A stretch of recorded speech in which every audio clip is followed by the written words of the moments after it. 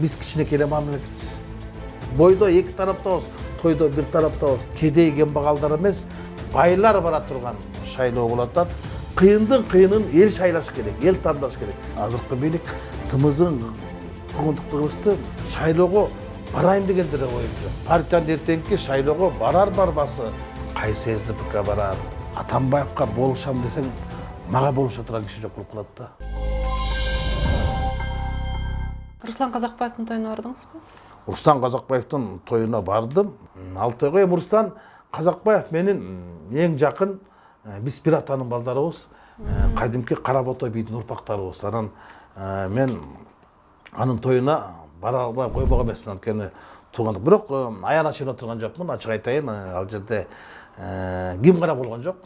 Биз кичинекей эле мамлекетпиз. Биз бойдо башка жакта болсок дагы тойдо бир жердебиз. Бойдо эки тараптабыз, тойдо бир тараптабыз деп Кадыр Атамбаевди өмүрү мындай өчөшүп келишкен Өмүрбек Текебаев менен Өмүрбек Бабановду бир столго мурунку камалгандар менен каматкандарды бир столго отургузуп койду. Мисалы Зарылбек Ырсалиев деле отурду, ички иштер министри, башкалар деле отурду, бүт генералдардын баардыгы отурду. Бирок жашынакай отурду. Эми бул кыргыз бойдо баш болгон менен тойдо башы бир болот экен. Анан бул дипломат да. Ошентип баардыгын чакырып, анан кийин таң калганым аралаштырып отургузуп салышты. Аралаштырып отургузуп салышты. Бири-бирин атайын кылса керек. Атамбаевден абакка барып кабар алган жоксузбу? Жок, мен эми абакка барып чыгышты. Менин кесиптештерим туулган күнүн алдында киребиз деп мага жазышты. Барат белең, жазат белең деп мен ал күнү болгон жокмун. Анан эми мен билип турам да. Азыр Атамбаевка болушам десең, мага болуша турган киши жок болуп калат да. Мен акыркы айларда ушундай болбодумбу? Атамбаевка болушам деп, акыйкатка болушам деп, өзүмө болуша турган кишини таппай калдым да. Ачык эле айтайын, мага тымызын куугунтукту абдан кылышты. Азыркы бийлик тымызын куугунтукту кылышты. Атургай мен ажооско ачыкка жазганга мажбур болдум. Буну токтотуңуз деп. Мындай кылып атат деп. Мыйзамсыз аракеттерге барып атат. Мыйзамсыз аракеттерге барып туруп адамды кыйнап атат. Адамдын тагдыры менен ойногула. Ойносоңор мени менен ойногула. Мен саясатта жүрөм. Анан бирок менин ошо жакындарымды камап коюп, аларды колуна кишен салып, анан аларды камап салып, анан менин оозумду курупулап салабыз деген бул болбогон саясат. Менин оозумду Акаевдин убагында да жабылган эмес, Бакиевдин убагында да жабылган эмес. Мен айтканымды айтам, көргөнүмдү көргөндө айтам. Эгер ал жагабы, жакпайбы, ошого жараша саясат кылгыла. Бирок мени душман кылбагыла, анан кийин туугандар кылбай койгула. Мен душмандар кылбай.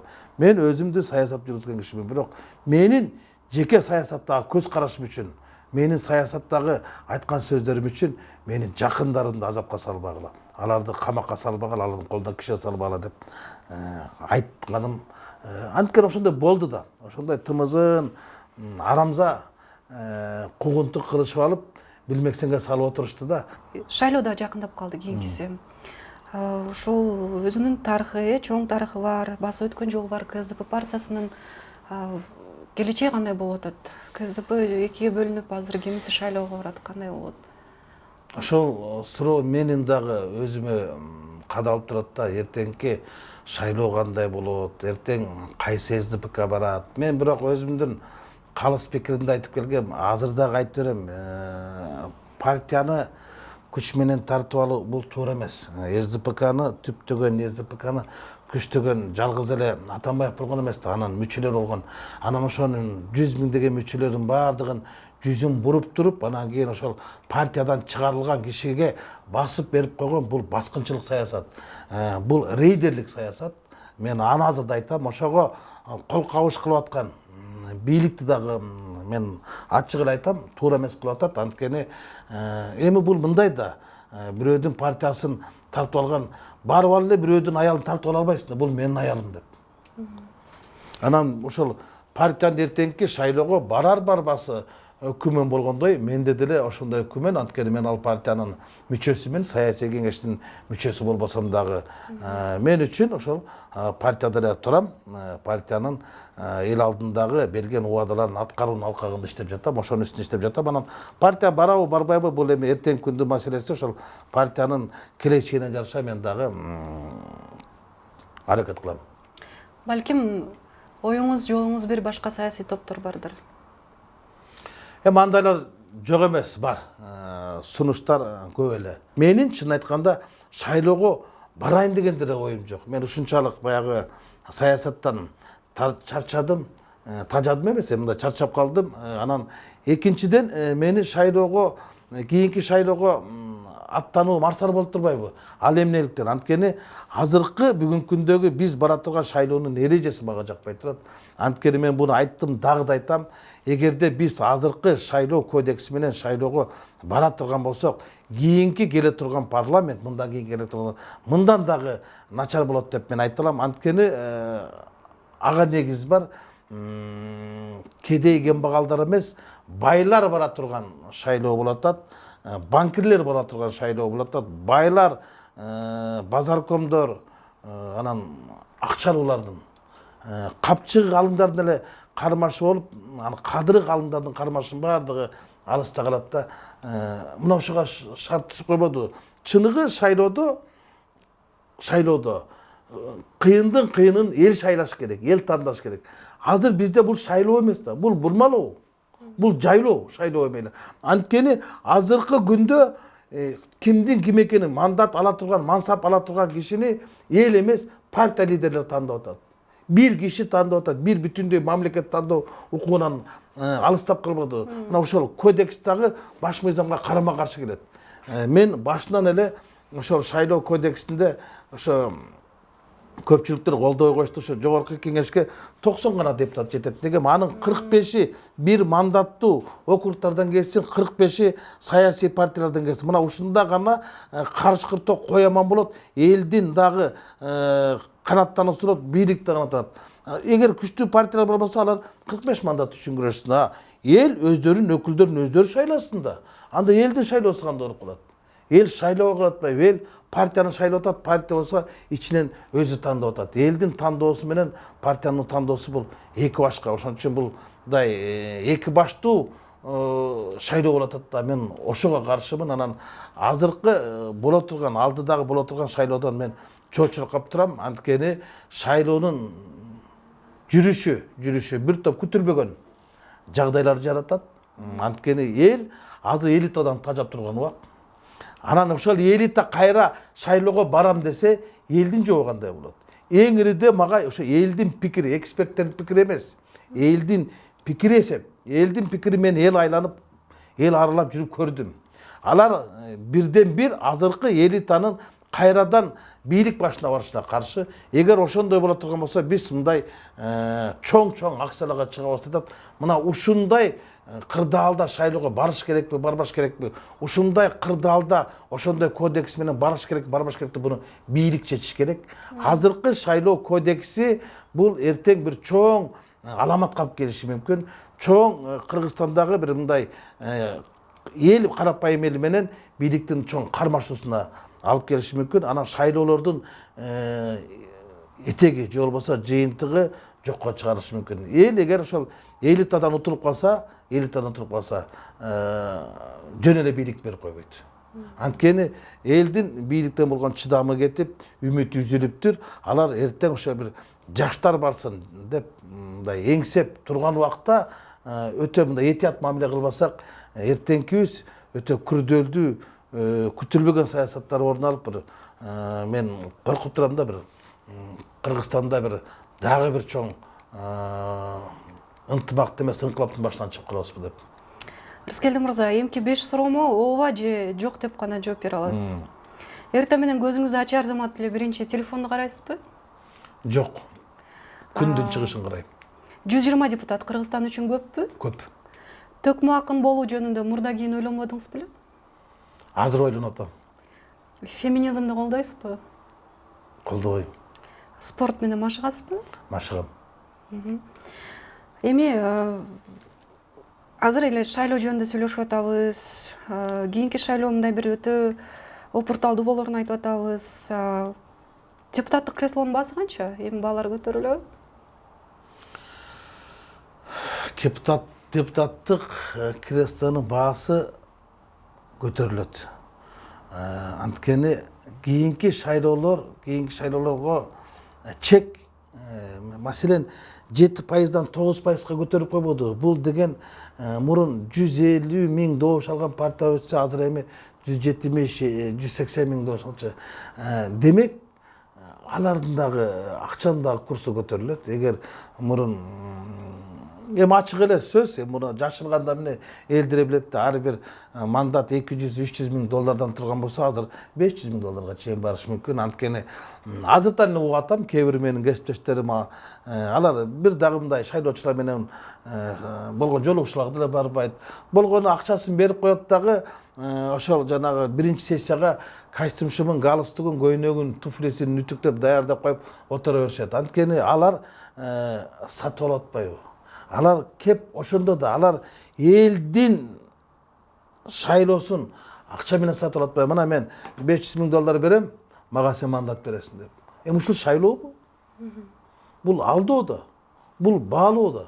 Ошондой эле баардык эле нерселер көтөрүлүп аткандай мандаттын дагы майниси көтөрүлөт. Ал турган эле, анткени ошого негиз болуп калды, ошого жол ачып калды. Кийинки шайлоого баруу барбаш жөнүндө чечелек мен ойлонуп атам деп айттыңызбы? Балким креслонун кымбаттыгы сизге тоскоол болуп атат. Албетте, мен баягы акча менен барып, анан кийин депутат болгончо ачыкка жүрүп элдин арасында жүргөндү артык көрөм. Деги эле кийинки парламентте мен дагы кимдер менен депутат болом, кимдер менен кесиптеш болом. Ал парламенттин аброюна кандай сөздөр айтылат. Анан 5 жыл элдин алкышын албай, каргышын алып, анан дагы 5 жыл, 10 жыл ошентип алганча мен калың элдин каргышын алганча аз элдин алкышын алган артык деп мен баргым деле келбей турат. Мисалы парламенттик жыйында же башка жыйындарда сиздердин сүйлөгөнүңүздөрдү мисалы дароо орусча которуп турган кишилер бар. Алар сиздин сөзүңүздү которгондо кыйналбайбы экен? Мен угуп калам, ошо бизде жанагы синхронный перевод деп коет да, сөзмө сөз көтөргөнчө. Алар менин сөзүмдү которуша албайт экен да, анткени аябай кыйналышат экен. Анткени жогорку кеңештеги бөлүмдөрдө иштеген журналисттер баягы котормочулар айтып калышат. Эң эле кыйыны ошол тиги Ысык-Көлдү менен анан Садык шердин айткан сөздөрүн которуш кыйын. Жана башкалар бардыгы баягы БТО деп коесузго, күнүмдүк пайдаланып жүргөн кыргыз сөздөрү менен сүйлөйт экен. Анан менен баягы китепти көп окуйм, ошо китептеги сөздөрдү пайдаланып кетем, кээде уйкаштырып айтып кетем, кээде көбү ойлошот Ысык-Көлдү макалдатып сүйлөйт депчи. Көбүлөр айтат жамакчы депчи. Жамакчы деген сөз мага жакыныраак болуш керек. Анткени жамактап сүйлөгөн, ал сен сөздү жамап сүйлөйсүң, сөздү сөзгө курап сүйлөйсүң. Эми чынын айтканда мен өзүм туура эле кабыл алам. Бүлдүрүп сүйлөгөнчө күлдүрүп сүйлөгөн жакшы. Анан анткени ал угумдуу болот, анткени ал жугумдуу болот. Анан которуш алар үчүн өтө оор болот экен. Анан таптакыр башкача которуп коебуз экен да. Бирок азыр мен ошол тиги котормочуларга дагы бир жолу сурап көрдүм. Ошо мен өзүмдүн сөзүмдү кандай кылып которуп атыр экен деп баягы угуп көрдүм да, угуп көрдүм. Анан аябай кеч аткан. Анан мен сурадым, эмне үчүн менин сөзүмдү силер, мен көп сүйлөдүм да, а силер болсо аз которуп атасыңар, анан чоюп которуп атасыңар десем, сиздин баягы сүйлөгөн сөзүңүз эмес, анан сиздин сөзүңүздүн ылдамдыгы да бизге таасир этет дейт да. Сиз өтө бат сүйлөйсүз, анан биз жарымысын угуп, жарымысын укпай эле башы менен аягын эле которуп калганга жетишип атат.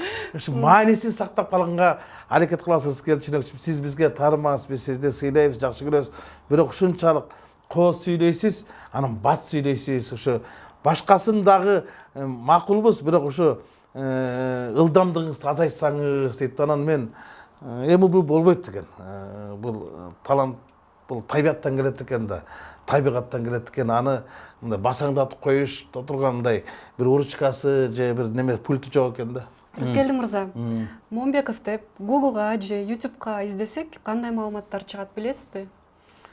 Білем, мурун Google'га кирип эгер Момбеков Рыскелди деп жазсаң, анча-манча гана ошол кайсы бир макалаларың гана чыгып калчу. Азыр эми көбүнесе ошол мен жогорку кеңеште сүйлөгөн сөздөрүм боюнча тасмалар, жайнаган тасмалар чыгат, анан макалалар чыгат, айткан сөздөрүм чыгат. Аталыштары мындай да, ошол материалдардын. Момбеков жарга такады, жемеледи, жайлады, урушту, калчылдатты, титиретти, жарды, ал тургай даң-даң айтты деген аталыштар чыгат да. Негизи саясатка аттанып атканда өзүңүздүн мындай бир портретиңизде ушундай бир урушчаак саясатчы катары элестеткен белесиз? Жок, мен таптакыр андай ойдо болгон эмес.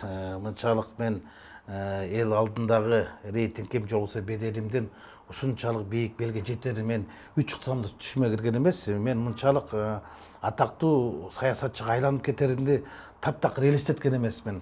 Болгону буну көбүртүп жарыт өтөргөн ошо менин эле экс-кесиптештерим же болбосо журналисттер болуп атат да. Темасын укмуш эле коюшуп атат да, жана сен айткандай кылып туруп анан кийин калчылдатты, титиретти, жемеледи, сөктү, дух бар экен, анда бар экен, мында бар экен деп анан мен өзүм да таң калам да, кирип алып туруп көрөм да ошол тасмагачы мен ошо кайсыл жерде кайсын айтып жок, мурунку тасмаларымды эле азыр табып чыгалып, мындан 2 жыл мурун айткан, 3 жыл мурун айткан нерселерге эми майны берип, анан темаларын алайым, алар өздөрүнүн ошол жана окурмандарын, көрөрмандарын көбөйтүш үчүн эле ушундай кылып өткөн. Анан негизи акыркы кездерде ошол менин атымды айрым бир массалык маалымат каражаттары пайдаланып, мени менен ошо президент Сооронбай Жээнбековдун ортосунда бир чагымдуулук иштери кылып атат да, бир кабар медиа деген бир сайттан көрдүм, ошо менин баардык эле нерселеримди ошо президент менен кайраштырып коюптур. Ал жерде темасы башка, бирок ичиндеги мазмуну башка, мен сүйлөгөн сөздөрүм башка да. Сиз ошол сиздин билдирүүлөрүңүзгө, видеолорго келген комментарийлерди окуйсузбу? Жана эми ал жерде ар кандай сөздөр айтылат, сындар айтылат, кыжалатчылык болбойбу? Болом, мына ошол жанагы айтпадым башында дагы, саясаттан чарчадым деген ошол жөн эле жок, асыл бергендерге, анан мазактай бергендерге, анан ушундай балит сөздөрдү жазышат, анан билбей туруп ушундай жалганды чын кылып көрсөткөндөрдү жан дүйнөң жабыркап ушунчалык кыйналасың. Кээ бирлер ушундай мени сөгүшөт, кээ бирлер ооз калгыс сөздөр менен жазышат экен да. Эми бунун баардыгы көрө албастар, алсыздар, анан акылсыздар дейм да. Бирок алар ошолор ойлонуш керек да, ошол жазып атканда ошол эле троллдор. Троллдор деген ким? Бул эми троллдор деген ошол кайсы бир ошо өкмөттүк жетекчилердин немелеринин жанында отурган эле ошолорду жандап жүргөн секретарь, жардамчы, биз билебиз да, троллдор кайсы жерде турган, троллдор каяктан чыгып атканын. Анан фейк аккаунттарды ачып алып эле, анан баягы машка көчүктөй болуп эле муну жаманатты кылгыла. Мен жаманатты кылып жазып атыптыр, силер буну тепкилегиле десе алар тепкилей беришет. Анан сөздүн маанисин, ошол сөз ошол адамга канчалык деңгээлде таасир берет, ал оорутуп койбойбу, ал адамды мындай катын кылып койбойбу депчи ойлобойт да. Анан кийин мен мурун окуучумун. Эми азыр эми кайсы бир менин окуганга жетишпейм. Эми сиз китепти көп окуганыңызды айттыңыз. Азыр балдарыңызга ушундай китепке болгон сүйүүнү калыптандыра алдыңызбы? Балким негизи эле бала тарбиялоого азыркы шарттар, санаа иптештерүү, интернет тоору таасир этип атабы? Балдарыңыздын арасында ушундай сөзү таап сүйлөгөндөр барбы? Балдарыңызга кандай тарбия бересиз? Ушул жөнүндө айтсаңыз. Бул өтө маанилүү суроо ошо. Өткөндө Ысык-Көлдө жайында эс алсам, уулум Равшан Сайдулла Нышановго барып салам берген экен, ассаламу алейкумду айтпай калган экен. Ал урушуптур. Эй, ким баласың сен? Рыскелдин баласың.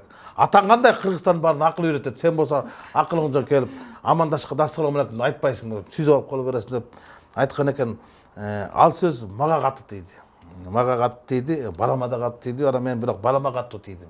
Мында сен эмне үчүн менин балам болуп туруп анан ассаламу алейкум деп туруп айтып анан кол сунбайсың деп анан. Бирок мен бир балам, 2 кызым бар. Ошо мен балдарымды ошо КТРдан Юсупту көрбөй, интернеттен Ютубту көрбөй, силер китепти көргүлө. Мен китеп окуп киши болдум.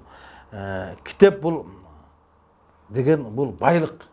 Эң адамга керектүү асыл заттардын баары ушул жактан.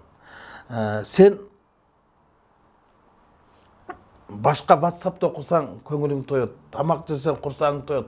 А бирок сен жан дүйнөң жарды болуп калат. Сен качан гана китепти окуйсуң. Ошол биздин Кыргыздын улуу жазуучуларын жазган улуу чыгармаларын окусаң, сен улуулукка жетесиң. Сен бийликке барам дебе, сен бийиктикке барам деп камылга көр деп, анан балдарымдын үчөө тең. Комуз ойнойт, кызым фортепианода, дагы бир кызым флейтада ойнойт, андан башка, комуздан башка балам спортко машыгат, анан англис тилин үйрөнүп атат. Рыскелди мырза, сунушубузду кабыл алып, убактыңызды бөлүп биз менен маектешкениңизге Жебе Медианын атынан чоң ыраазычылык билдиребиз. Силерге чоң рахмат, силерге да ийгилик болсун. Баягы биздин негизги аракетибиз, биздин ушул жакшы жашоого болгон умтулуубуз. Анан кийин буну ким кандай кабыл алат, кандай маек болот, кеп анда эмес. Кеп ошол жанагы айтылган сөз атылган октоп коет. Сөздүн сапары карабасында.